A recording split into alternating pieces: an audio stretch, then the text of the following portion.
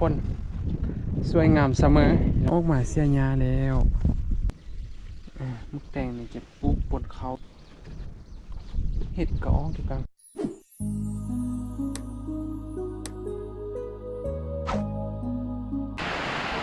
สวัสดีสบายดีเลยสวัสดีเด้อพ่อแม่พี่น้องยินดีต้อนรับเข้าสู่ช่องวิถีชาวบ้านมื้อนี้ก็ได้มาบ้านสมาพี่น้องมากับน้องชาย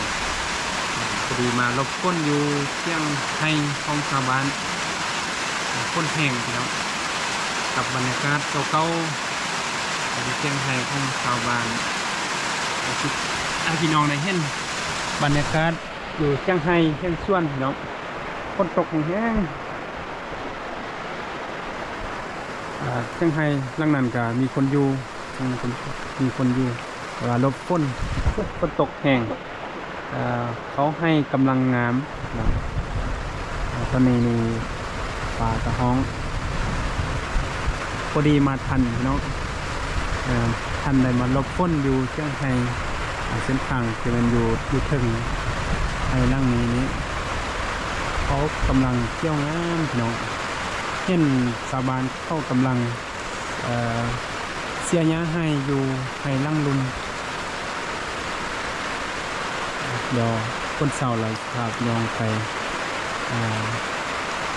ชมบรรยากาศการเสียหญ้าให้การเสียหญ้าให้เนาะ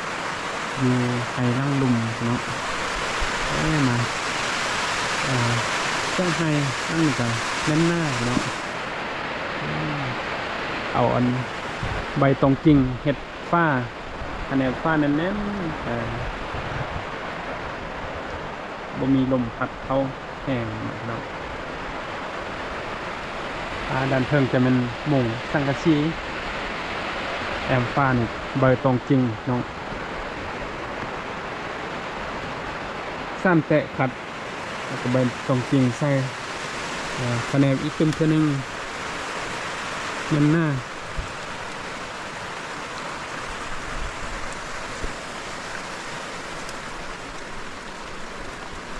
ตกมาในบุ้งประมาณครึ่งชั่วโมงแล้วพี่น้อง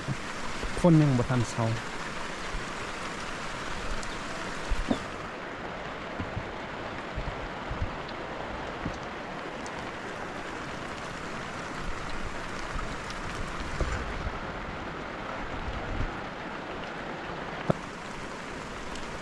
หมอเอาอ่างมาตรงนำไว้ดีเจ้าของให้เจ้าของตุ๊บให้บุยูเนาะพี่น้องเดี๋ยวมันมาลบกันส่องไอ้น้อง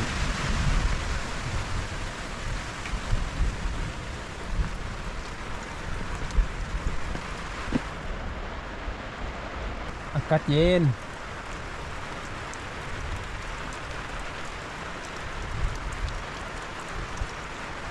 ฝนตกแห้งนำไล่รอไล่ลินเลย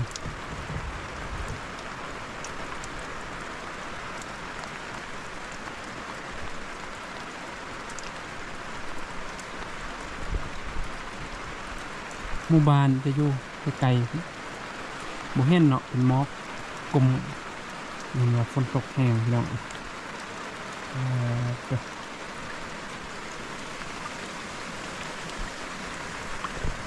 บรรยากาศเก่าๆน้อง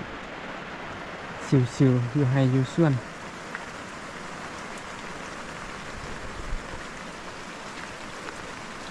หมู่บ้านนี้ฝนตกตลอดปีก็ว่าได้น้องยังมีปลาดงตึกหน้าอยู่สันเข้าเป็นปลาแก่ปลาใหญ่เนาะน้องภายหลังนี้ก็จะปลูกมันต้นหรือว่ามันสับปะรังแนวประเภทกินได้แล้วก็ปลูกสาลีมักแตงอยู่ตามกลางให้นะพี่น้อง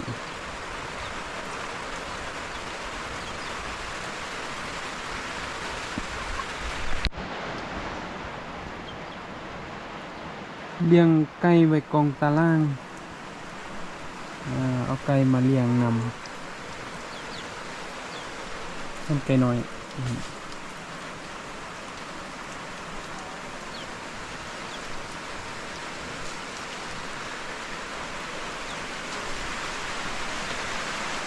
อยู่ในมืดแดดพี่น้อง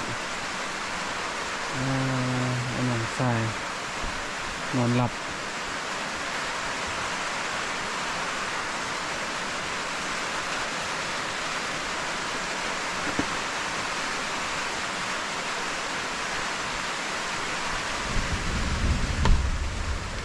ออกไปใส่บัวใดพี่น้อง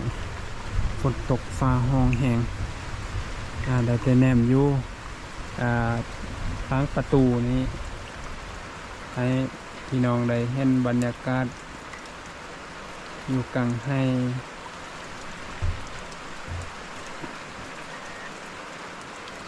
เขางามเขาเที่ยวงามแบบน้องฟ้ากระห้องแหง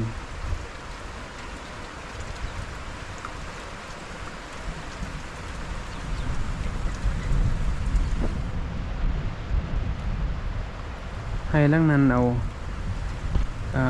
บาตองจริงมุงเลยพี่น้องยำฮอนนี่โอ้บ่ฮอนอยู่สบายนอนหลับสบาย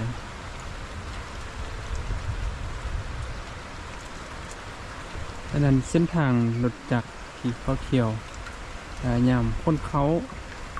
าจะเอารถจักรคนลงไปหอดเส้นลุ่มปุ่นไกลๆ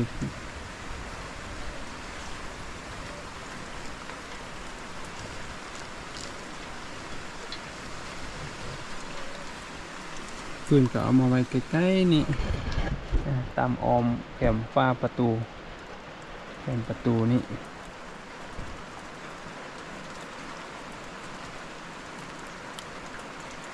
ก็เป็นว่าฝนเช้าเราสพาพี่น้องไปรับชมการเชียร์ยาให้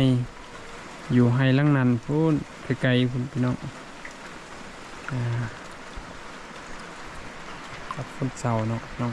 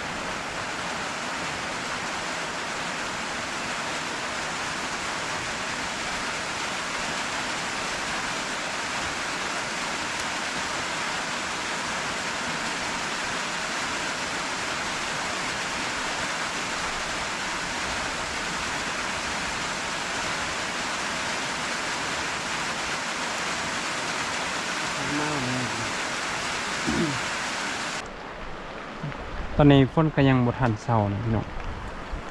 ได้มาฮอดเป็นชั่วโมงแล้วพี่น้องยังบ่เช้าเที่ยทางขึ้นถึงไปต่อได้บ่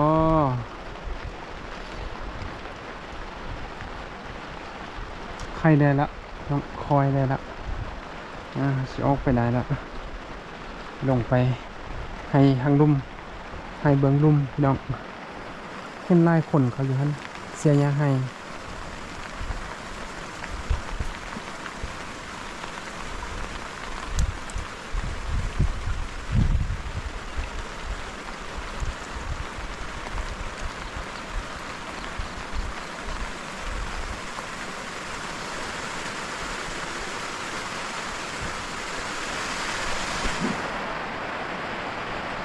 ทรายกันรับ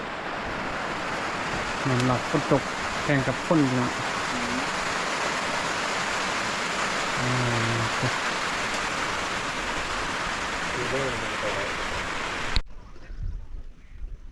ตอนนี้ฝนก็ขาดทรายแล้วพี่น้องจะให้พี่น้องหับชมบรรยากาศอันงามๆอยู่งามๆให้พี่น้องได้เห็นเนาะฝนขาดทรายแล้วฟ้าหลังฝนสวยงามเสมอพี่น้องกังให้เขาก็เริ่มงาม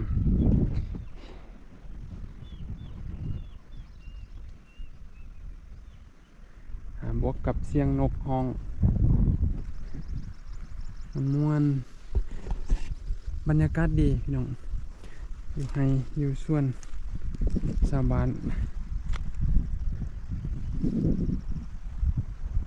ได้ยินเสียงนำต้นตาลเป็นห้วยนั่นมันบอกได้ยินเสียงแห้งๆต้นเคยอยู่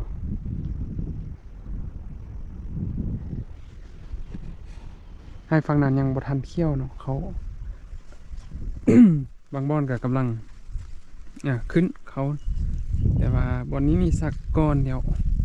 เขางามๆเดี๋ยวลมพัดใบไกวไปไกวมาเกลียงไปเกลียงมาพี่น้องปุกสลีกำลังขึ้นส่วนมากนี่จะฉีดยาฆ่าหญ้าเนาะฆ่าเพื่อว่า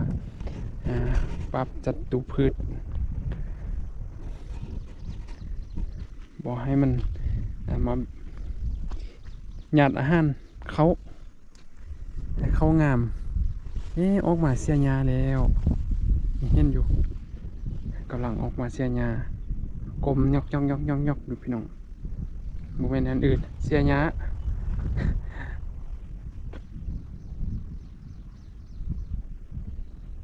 กำลังออกจากเที่ยงให้มา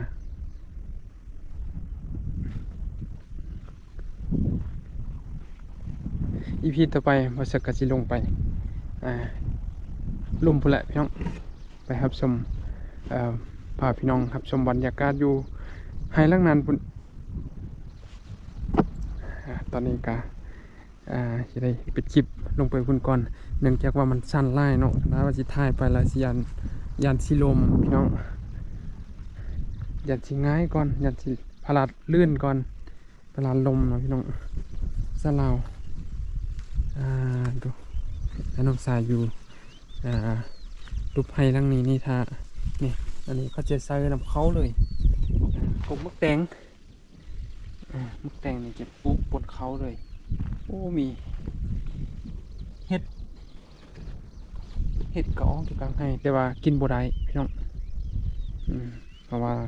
ฉีดยาฆ่าหญ้าแล้วบ่กินได้ก็มีธาตุเบื่อเนาะ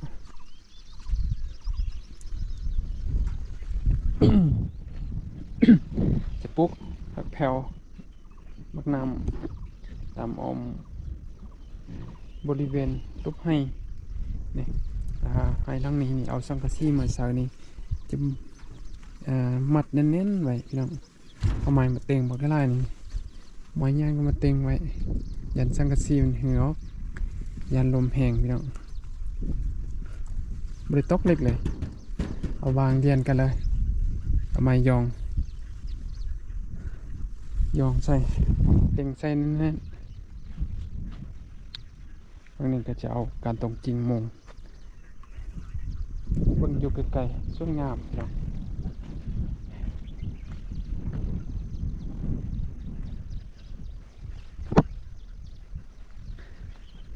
ผู้ใดเคยผ่านจุดนี้มาก่อนก็อาจจะนึกถึงอดีตคิดฮอดอดีตคิดฮอดพ่อฮอดแม่ที่เคยนำพาเฮ็ดให้เฮ็ดส่วนเนาะพี่น้อง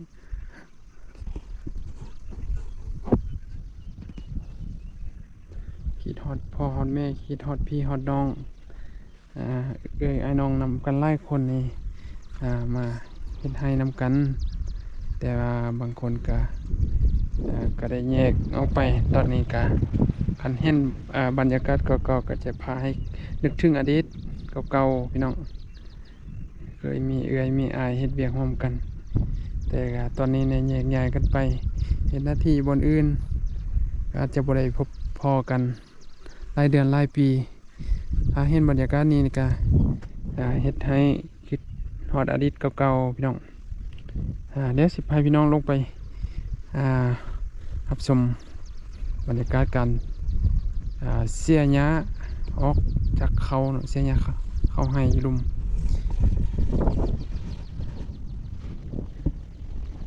สั้นคลิปนี้ก็ฝากพี่น้องกดไลค์กดแชร์กดติดตามเพื่อเป็นกำลังใจให้ช่องวิถีชาวบ้านสำหรับคลิปนี้สบายดี